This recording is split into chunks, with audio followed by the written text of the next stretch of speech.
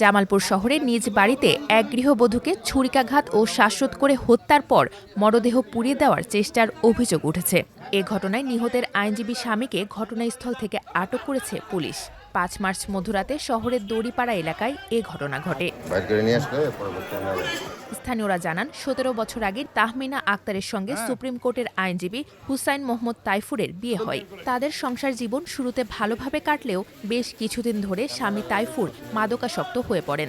এরপর থেকে প্রায়ই তাদের মধ্যে দাম্পত্য কলহ লেগেই থাকত। ৫ মার্চ গভীর রাতে দুজনের মধ্যে ঝগড়া শুরু হলে তাদের চিৎকার চেঁচামেচি প্রতিবেশীরা শুনতে পান।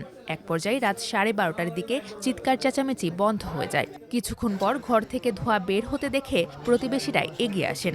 পরে পুলিশ ও ফায়ার সার্ভিসের সদস্যরা গিয়ে দরজা ভেঙে মরদেহ উদ্ধার করে।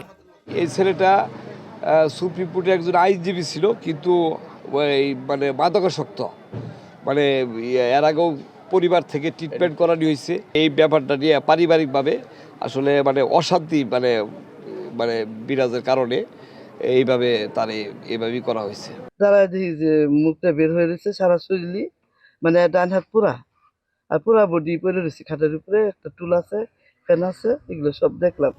পুলিশ জানায়, পারিবারিক কলহের জেরে এই হত্যাকাণ্ড ঘটেছে বলে তাদের ধারণা।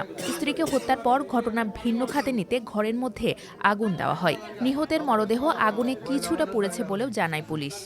লাশ উদ্ধার করা হয়, তার লাশের সুরতাল করা হয় এবং যার বিরুদ্ধে এই হত্যার অভিযোগ তাকে আটক করা হয় এবং স্থানীয় জনতার সহযোগিতা এবং সে আমাদের পুলিশ হেফাজতে আছে।